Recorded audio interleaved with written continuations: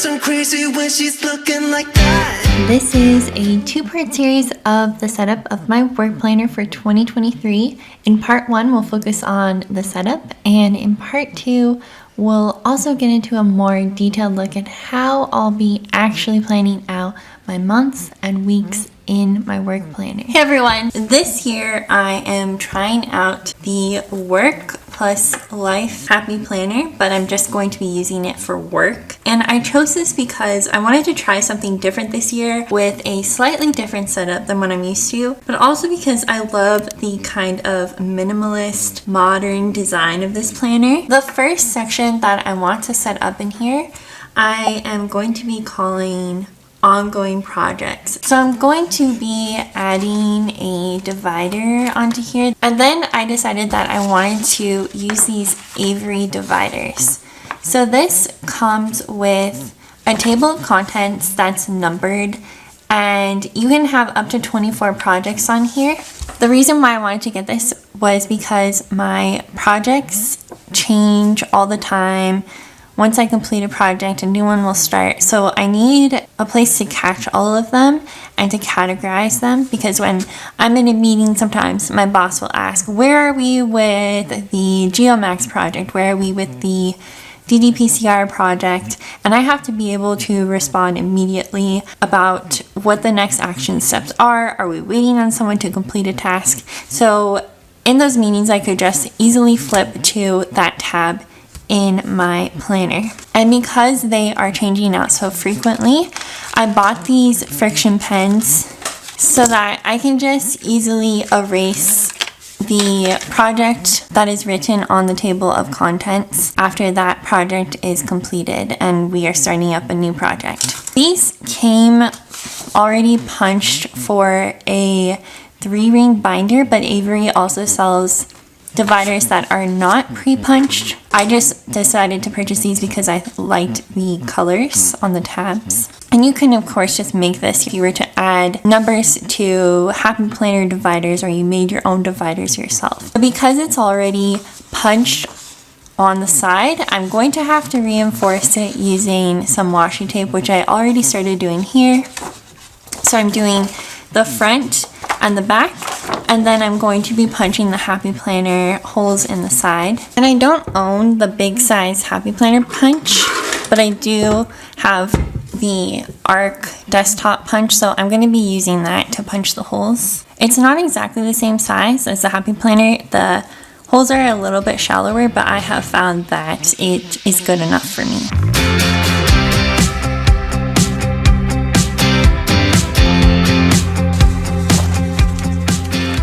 Behind each tab, I'm placing a full box sticker onto a sheet of notepaper, and this is going to act as kind of like a running list of action items or next steps for that particular project. So at the top, I will use this sticker to label what that project is. I decided to just add 12 tabs for now. If I have more ongoing projects than 12, then I can add the remaining tabs in. But the idea is that these projects are going to get changed out as they are completed. So just as an example, I would write down the next actions that I know of for that particular project. And then as those next actions get completed, I can cross them off, I can erase them. And then when I start a new project, I have the option of either just erasing this and using the same sheet, or I could add a new sheet, and then I would relabel the title of that tab on the table of contents with the new project name. Each of these tabs are meant to house lists of tasks for each specific project, sheets for brainstorming, and temporary printouts like graphs or printed emails that I want to bring to meetings with my boss. Since what I would be printing out is going to already be saved on my computer, the sheets can be tossed once the project is complete, and a new project can be started. I also decided that I want to change out the 2 tabs that I was using last year. So I'm taking these dividers from a Happy Notes notebook, and then I decided that I actually want to use this part as the front of this divider, and this is the front of this divider. So I'm flipping them over, and in order to cover up the words, I'm using die cuts. And of course you could have just covered this with scrapbook paper, but I wanted to show you another way to kind of recycle a divider that you are kind of getting tired of. I printed out some labels on a clear sticker paper, and I'm going to use those to label my new tabs for this year. Yeah. And I thought, it's time I'm letting you go. This time I know it for sure. I just thought I should let you know. Yeah, now, there was no more, no. I got so high on a low. That's when I loved you the most. Now I thought I should let you know. Yeah. After the ongoing projects tab, I want to add a to-do list tab. And my first sheet is going to be for annual tasks. I've been using this since 2021, and it has been useful to make sure that I'm not forgetting some of the things that need to occur every single year. For example, I have to send out all the pipettes in our lab for calibration, and of course some of these tasks will have multiple action items associated with them. Behind that, I am keeping this sheet for tasks and scheduled events that I want to add to my planner next year. So last year I made this sheet to kind of capture things that needed to get transferred to the 2023 planner, and I think this has been very helpful and helps me to not have to worry about forgetting to add something to this planner that needs to get done. So I'm going to do that again for next year. And I will add these tasks to my January monthly list, which you will see in just a few moments. Behind that, I have the Someday Maybe list. The things that are written on here are things that are not necessarily that high of a priority, but if I do have extra time for some reason at work, then I would like to work on them. And at the moment, all of these things are still relevant, so I don't need to delete any of them. But I think probably at the end of 2023, I'll have to go through and cross things out because it will no longer be relevant. Kind of process it and then maybe make a new Someday Maybe list. Then I'm going to add a reference list tab.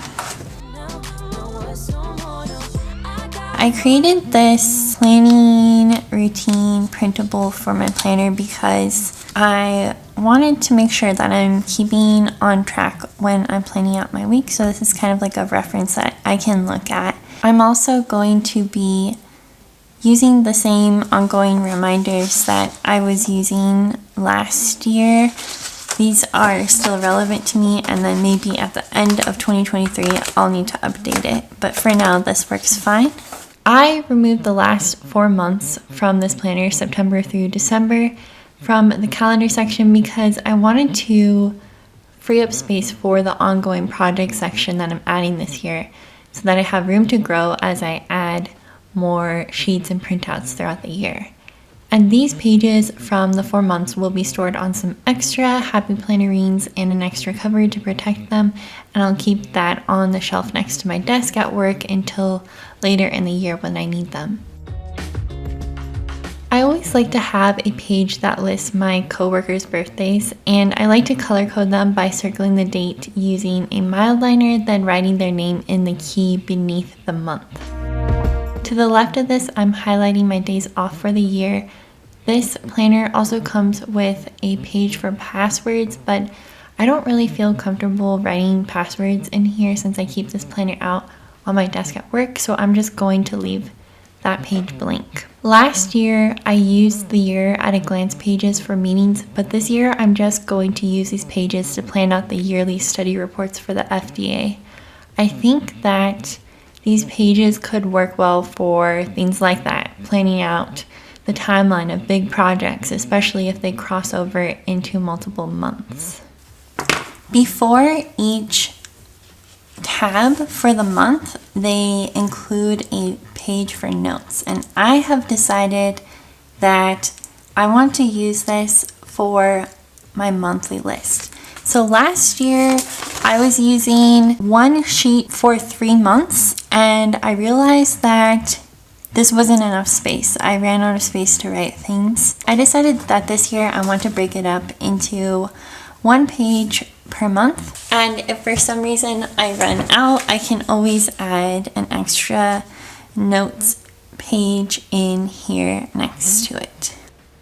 The monthly list is where I keep track of my scheduled events and meetings, tasks with deadlines, and tasks that I would like to complete during a particular month, in addition to those tasks that really have no deadline associated with them. I'm going to start processing my 2023 planner sheet by transferring over any information that needs to be completed in January.